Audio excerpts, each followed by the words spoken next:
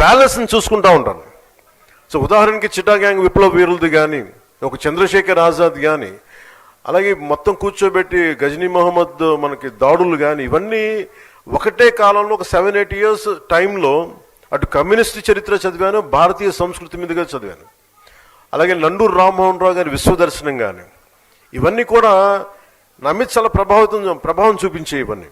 So పుస్తకాల మీద నాకు ఒక అపరిమితమైన ఎందుకు ఇష్టం, చిన్నప్పుడు వెతికాను. మెడ్రాస్కి వెళ్తే హిగిన్ బోతామ్స్ అనో లేదంటే ల్యాండ్ మార్క్ అనో, ఇక్కడికి వచ్చిన తర్వాత యుఎస్కి లాంటి వెళ్తే బాన్స్ అండ్ నోబుల్స్ అని అలాంటి పుస్తకాలకి వెళ్ళి వెతికేవాడిని పుస్తకాల కోసం, తపన పడతాను పుస్తకాల కోసం. ఇదంతా దేనికి చేస్తానంటే to understand each other culture, మనం వేరే సంస్కృతిని అర్థం చేసుకోవటం. అన్ని జీవితాలను మనం బతకలేం, కానీ ఒక్కొక్క పుస్తకంలో రాసే జీవితం దానికి సంబంధించిన అంశాలు మనల్ని చాలా ప్రభావితం చూపిస్తాయి. అలాగే మనకి పొద్దున్నే చదువుతా నేను వనవాసి అనే విభూతి భూషణ్ బందోపాధ్యాయ గారిది వనవాసి అనే పుస్తకం చదువుతూ వచ్చాను. ఆ దాంట్లో అది ఏముంటుందంటే అది తెలుగు ట్రాన్స్లేషన్. అది అలాంటిది ఆయన గురించి చదువుతూ ఉంటే మనకి 1914-20లో ఎలా ఉండేది కలకత్తా, అప్పుడు పరిస్థితులు ఏంటి, అప్పుడు ఆలోచన విధానం ఎలా ఉండేది, ఇట్లాంటివన్నీ మనకి చాలా అవగతం అవుతాయి, చాలా అర్థమవుతాయి. అలాంటిది మనకి ఈ రోజున మేడం లక్ష్మీ ముర్దేశ్వర్ పూరి గారు రచించింది ఆమె సూర్యుని కబళించింది అనే పుస్తకం. అంతకుముందు కొంత అవగాహన ఉంది, కానీ ఈరోజు మరి తెలుగులో తిరిగేస్తూ ఉంటే నాకు ఒకటే అనిపించింది, ఆమె సూర్యుని కబళించింది అంటే నాకు ఎంత శక్తి ఉండాలి. ఎవరు సూర్యుని కబళిస్తారు? అత్యంత శక్తివంతులు, అది హనుమాన్జీ, బజరంగ్ బలి. అంటే ఆయనే వెళ్ళి సూర్యుని కబళించడానికి వెళ్ళాడని చెప్పి. అంటే ఇది ఏంటంటే ఒక ఎక్స్ట్రీమ్ ఒక కంపారిజన్. అంటే నువ్వు సాధించదలుచుకుంటే సూర్యుడిని కూడా మింగేయగలవని ఒక ధైర్యం చెప్పడం దీని వెనక ముఖ్య ఉద్దేశం. అంటే ఇందాక మన సత్యకుమార్ యాదవ్ గారు చెప్పింది చాలా గొప్ప మాటలు చెప్పారు, గుర్తు చేశారు మనకి. మనం ఎప్పుడు కూడా ఇంగ్లీష్లో మిస్టర్ అండ్ మిస్సెస్ అంటామని చెప్తాం, కానీ తెలుగులో మటుకు మనం ఎప్పుడు కూడా మన దేశ సాంప్రదాయంలో మనం ఎప్పుడు స్త్రీనే ముందు పెడతాం. ఇది మాతృస్వామ్య వ్యవస్థ. అందుకే భారత్ మాతాకి జై అంటాం తప్ప భారత్ పిత అని మాట్లాడడం, భారత్ మాతే అంటాం మనం. అంటే స్త్రీకి మాతృస్వామ్య వ్యవస్థకి మనం ఇచ్చే అత్యంత గౌరవం ఇది. అలాగే ఆమె సూర్యుని కబళించింది అని అంటే ఇది ఎంత ఇన్స్పైరింగ్ టైటిల్ అంటే ఆవిడని సూర్యుని కబళించడం ఏంటి, ఇలాంటివన్నీ ఫస్ట్ చదువుతాయి మనకి. చదివే వాళ్ళకి ముందు ఏంటి, ఎలా ఒక టైటిల్ ఎలా ఉండాలి అనేది.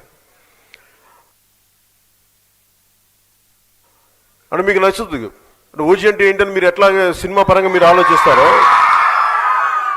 అంటే అదేంటంటే అట్లాగా ఎప్పుడు ఒక పుస్తకం టైటిల్ అరే ఫిల్మ్ టైటిల్ ఏదైనా సరే ముందు మనల్ని ఉత్సుకత రేకెత్తించాలి. అలాంటిది ఆవిడ లక్ష్మీ ముర్దేశ్వర్ పూరి గారు, ఆవిడ ఒక డిప్లొమాట్. ఒక ఐఎఫ్ఎస్ చదువుకొని ఆవిడ డిప్లొమాట్, అలాగే ఫార్మర్ అసిస్టెంట్ సెక్రటరీ జనరల్ యుఎన్కి. ఆవిడ నుంచి మన ఆడో నవల్స్ లాగా లాగిపెట్టి ఒకటి కొట్టాడని ఎలా వస్తుంది మనకి, ఒకళ్ళ వింటి నదులను బాణంలా ముందుకు పరిగెట్టాడు అనేది ఒక యాక్షన్తో స్టార్ట్ అవుతుంది. Any good story should captivate you immediately, should grab you into the narrative. అలాంటిది ఈ పుస్తకం మీరు చదవండి దయచేసి ఈ పుస్తకం. అయితే దీంట్లో బాగా నచ్చింది ఏంటంటే ముందు రావడంతో ఒక బీకా అనే కుర్రవాడిని, ఒక ఇద్దరు అమ్మాయిలు, మాలతి కమల అనే అమ్మాయిలు ఇద్దరు, వాళ్ళని ఏడిపిస్తూ ఉంటారు. వాళ్ళిద్దరిని ఏడిపిస్తూ ఉంటారు. ఆ బీకా అనే ఒక కుర్రోడు, అందులో ఒక 60 మంది కుర్రోళ్ళు,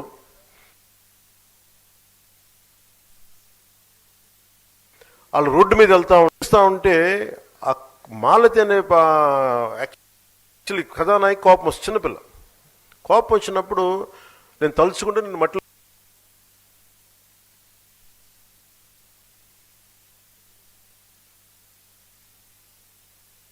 ఒక 60 మంది కుర్రోళ్ళు, వాళ్ళు రోడ్డు మీద వెళ్తూ ఉంటే, వాళ్ళు గ్రామంలో వెళ్తుంటే వాళ్ళు ఏడిపిస్తూ ఉంటారు, మీకు చదువులు ఏంటి అది ఇది అని చెప్పి. వాళ్ళు కూర్చుంటే వాళ్ళని ఏడిపిస్తూ ఉంటే ఆ మాలతి అనే యాక్చువల్లీ కథానాయకు కోపం వస్తుంది. చిన్నపిల్ల కోపం వచ్చినప్పుడు నేను తలుచుకుంటే నేను మట్టిలో కలిపేస్తానని అంటారు. అంటే వాళ్ళందరూ కుస్తీ యోధులు, వాళ్ళందరూ కుస్తీ పట్టేవాళ్ళు.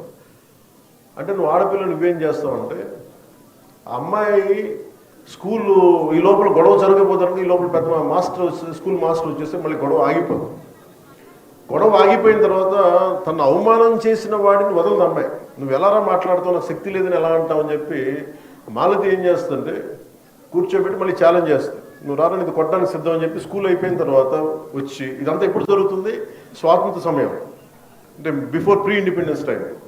సో అమ్మాయి వచ్చి చాలా తనకంటే ఎత్తైన వాడిని, తనకంటే బలమైన వాడిని, వాళ్ళు కుస్తీలతో లంగోటీలు కట్టుకుని అలాంటి వాళ్ళని ఒక 60 మంది అబ్బాయిల మధ్య ఆడపిల్ల వచ్చి ఎలా కొడద్దంటే పాపం అమ్మాయిని కొట్టేస్తారు, ముందు ముక్కులోంచి రక్తం వస్తూ ఉంటుంది.